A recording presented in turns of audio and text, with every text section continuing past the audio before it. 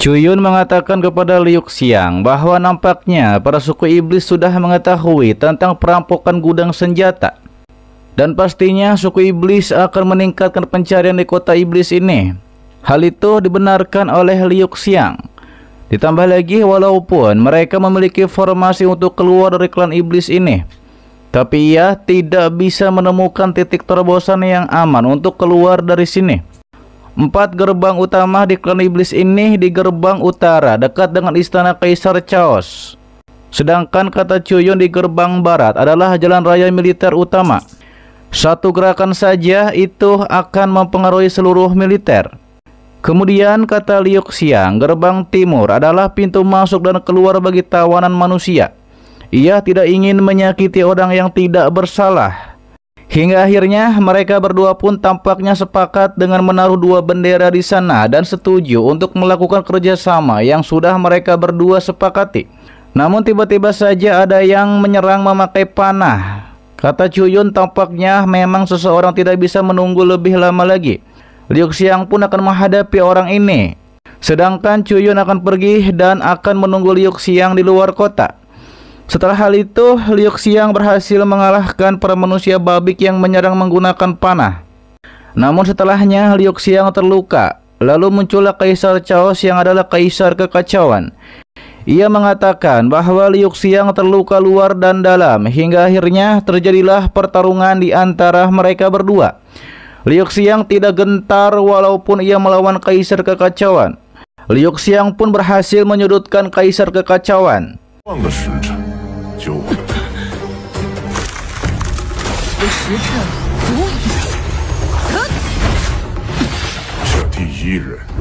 Tapi Kaisar kembali mengeluarkan kekuatan domainnya yang adalah ruang kekacauan. Ia mengatakan bahwa di ruang kekacauannya, kekuatan spiritual Liu Xiang yang besar akan secara otomatis meluap dan akan menjadi makanannya. Liu Xiang mencoba untuk melawan, ia pun harus mencari cara untuk keluar dari ruang kekacauan ini. Liu Xiang pun bertahan dengan lonceng jiwanya dari serangan Kaisar Kekacauan. Kaisar bilang walaupun ia tidak bisa menyakiti Liu Xiang, secara perlahan Liu Xiang pastinya akan merasakan. Tapi Liu Xiang yakin bahwa cepat atau lambat formasinya akan pecah. Kaisar Kekacauan meragukan karena Liu Xiang pastinya akan kalah, karena hanya mengandalkan roh Cuyun.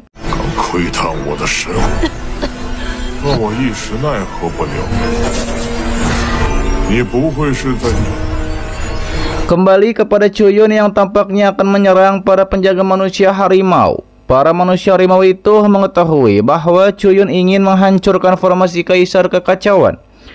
Salah satu manusia harimau mencoba menyerang, tapi Cuyun dengan mudah mengalahkannya dengan kekuatan pohon wilau. Selanjutnya, 2 manusia harimau menyerah karena melihat kekuatan Cuyun.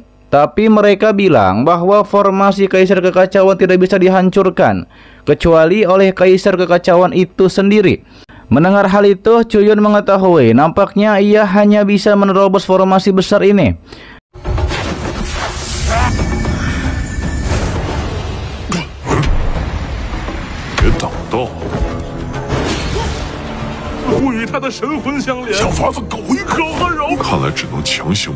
Kemudian Cuyun gunakan kekuatan akar berambat pohon wilaunya untuk menembus formasi Kaisar Kekacauan.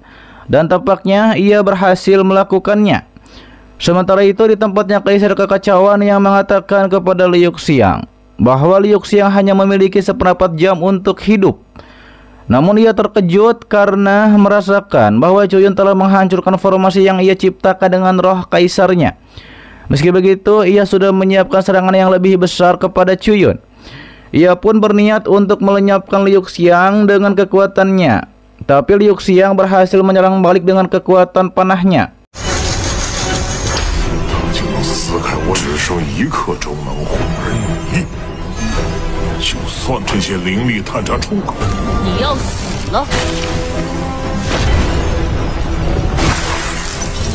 Kembali kepada roh Cuyun yang dirasuki oleh energi hitam dari Kaisar Kekacauan. Ternyata energi hitam Kaisar Kekacauan masuk ke dalam lautan kesadaran Cuyun. Kaisar tidak menyangka ternyata Cuyun punya wilayah lautan spiritual yang begitu luas.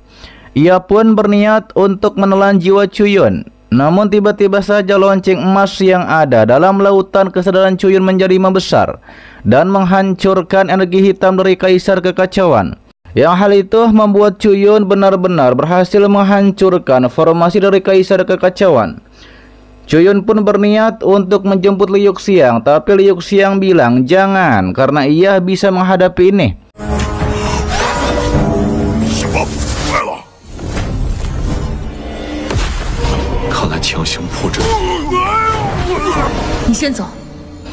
Sementara Liu Xiang masih menghadapi Kaisar Kekacauan, terjadi pertarungan yang cukup sengit di antara mereka berdua.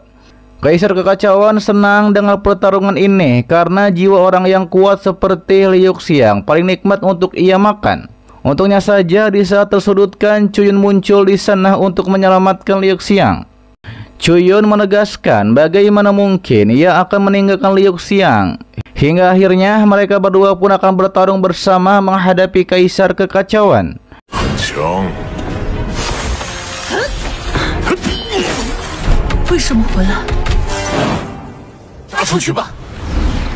Kaisar Kekacauan menyuruh para bawahan klan iblisnya untuk menyerang dan juga menghabisi Chuyun dan Liu Xiang. Dan mereka nanti akan mendapatkan imbalan yang besar. Hingga terjadilah pertarungan di antara mereka semua.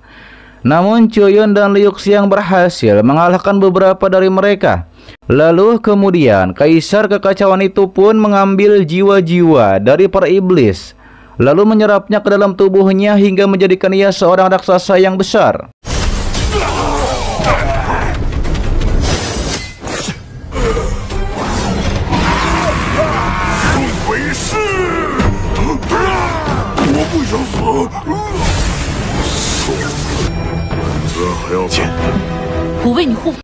Chuyun yang melihat itu mengatakan bahwa ia membutuhkan sebatang dupa, yang artinya Chuyun butuh waktu seperti menghabiskan sebatang dupa. Chuyun pun bermeditasi sembari dilindungi oleh Liu Xiang. Sementara Liu Xiang gunakan kekuatan naga esnya untuk membekukan Kaisar Kekacauan. Kembali kepada Chuyun, ia pun masuk ke dalam lautan kesadaran dan nampaknya akan meminta bantuan. Dan ternyata di situ ada Supreme Emperor Kayu. Supreme Emperor Kayu mengatakan tunggu sampai ia menyelesaikan permainan catur ini. Ternyata Chuyun juga mengetahui tentang permainan catur ini. Ia ikut main dan hanya satu gerakan ia bisa menghidupkan kembali seluruh permainan. Supreme Emperor Kayu memuji Chuyun yang adalah orang kedua yang bisa bersaing dengannya. Dan Chuyunlah yang setelah reinkarnasi surga dan bumi. Jadi jika Chuyun baru saja mengundang seseorang ke dalam perangkap, maka ini agak mirip dengan cara reinkarnasi.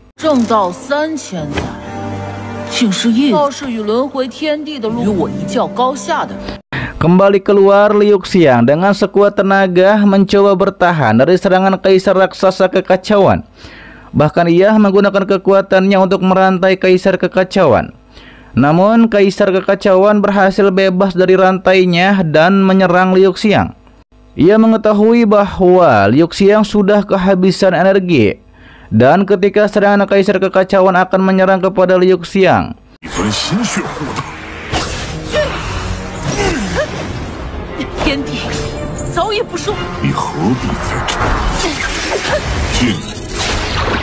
kita dialihkan ke lautan kesadaran.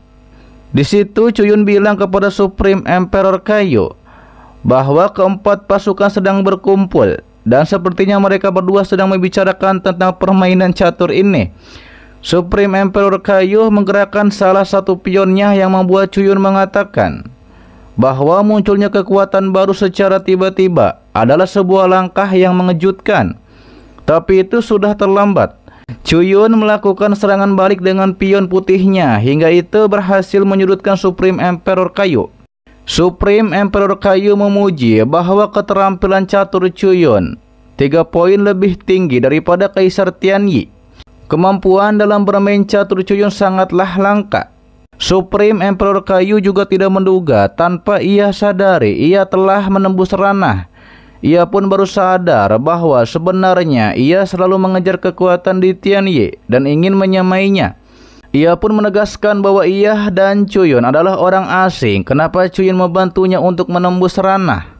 Kata Chuyun bahwa seperti dari bawah yang menjadi prajurit atau dari nol menjadi seorang prajurit kekaisaran. Jika ia keluar dari prajurit kerajaan, maka ia tidak bisa menyelamatkan orang yang ingin ia selamatkan. Supreme Emperor Kayu memuji bahwa ia tidak menyangka ras manusia bisa menghasilkan keturunan seperti ini. Dan itu adalah keberkahan bagi ras mereka.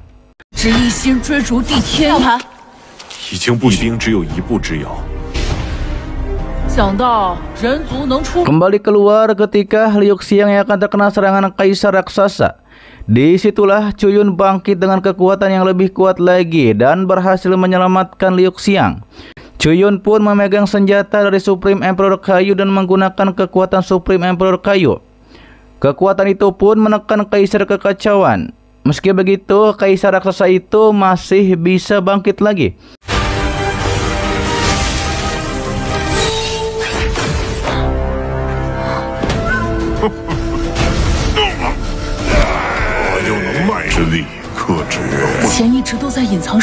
Dan ia akan menelan kekuatan Chuyun itu untuk menjadi miliknya. Kaisar kekacauan raksasa nampaknya akan menggunakan seluruh kekuatannya untuk melawan Chuyun. Dan ia tidak menyangka baru kali ini ada yang memaksanya mengeluarkan kekuatan penuhnya. Terjadilah pertarungan sengit dan benturan kekuatan di antara mereka.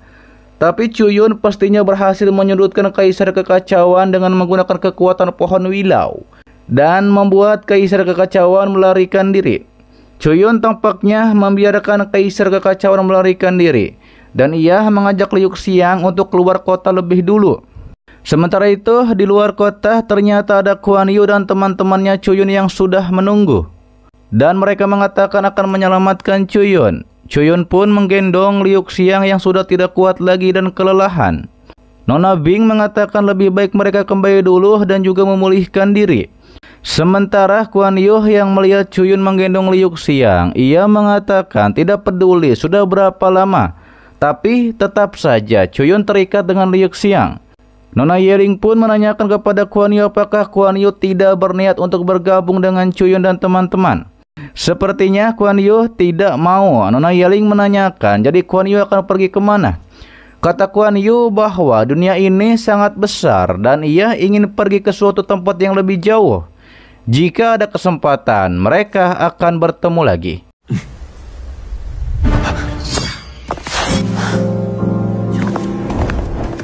我们还会再见面吗？这还是一直在这儿。